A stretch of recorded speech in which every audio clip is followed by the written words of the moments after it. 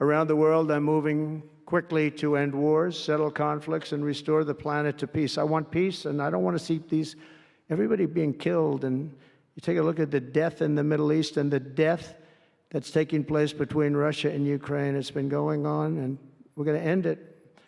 There's no profit for anyone in having World War III, and you're not so far away from it. I'll tell you right now, you're not so far away. If we would have had this administration for another year, you would have been in World War III, and now it's not going to happen.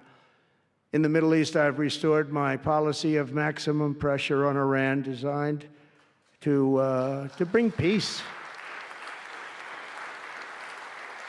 And we've designated the Houthis a terrorist organization. They're, destroying shipping lanes all over the place. They're making it very hard for people to get their product delivered. They're making it very difficult, but we'll take care of that situation.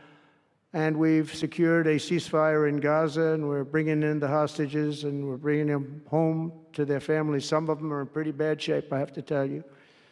To end the horrible war in Ukraine, I've spoken with President Putin and President Zeleensky, and our teams began negotiations this week in Saudi Arabia. I want to thank Saudi Arabia for that. That was so great. Yeah. And I want to thank, in particular, we have so many of the people, Yasser, Mohammed, all of the people, but in particular, we have to thank Crown Prince Mohammed bin Salman for hosting these historic talks.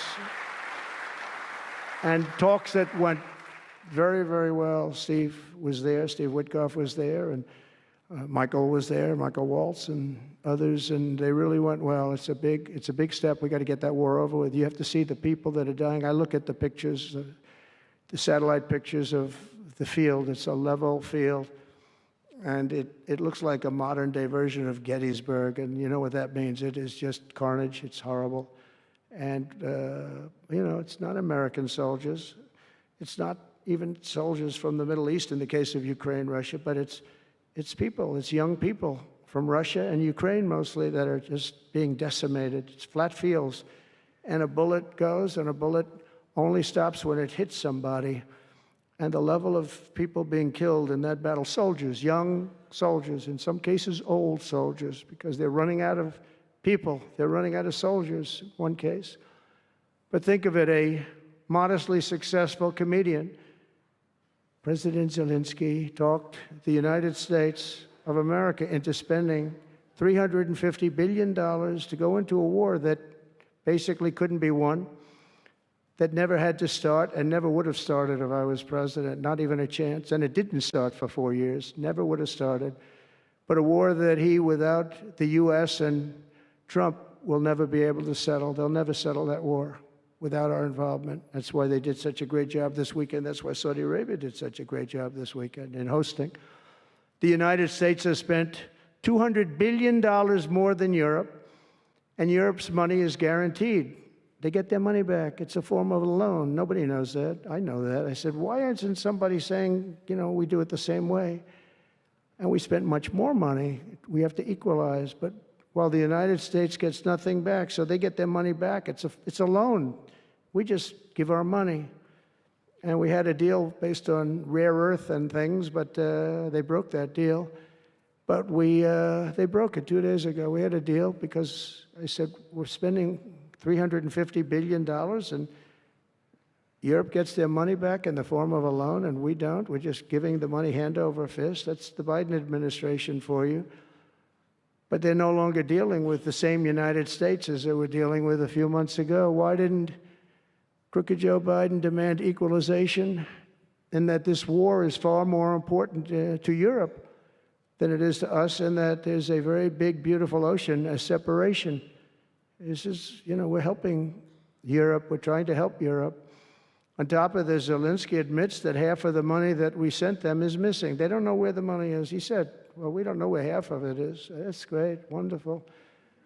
He refuses to have elections. It's low in the real Ukrainian polls. I mean, how can you be high with every city is being demolished? It's hard to be high. Somebody said, oh, no, his polls are good. Give me a break. Every city is being demolished. They look like a demolition site, every single one of them. And the only thing he was really good at was playing Joe Biden like a fiddle. He played him like a fiddle. That's an expression we use, Yasser, to say that he's pretty easy, pretty easy. A dictator without elections. Zelensky better move fast or he's not going to have a country left. Got to move fast because that war is going in the wrong direction. In the meantime, we're successfully negotiating an end to the war with Russia, something I'll admit that only Trump is going to be able to do in the Trump administration. We're going to be able to do it. I think Putin even admitted that.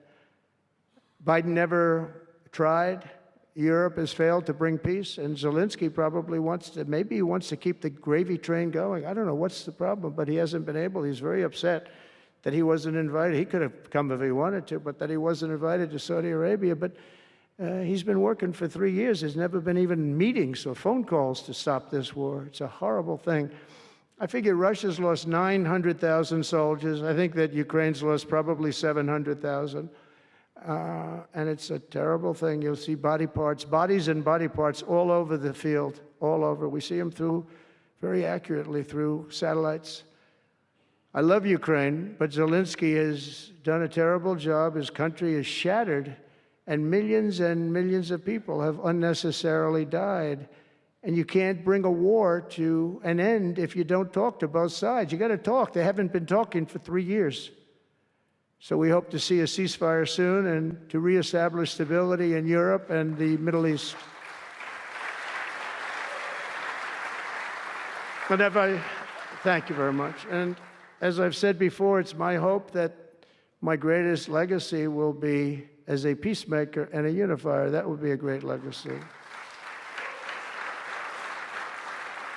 So in conclusion, the golden age of America is upon us.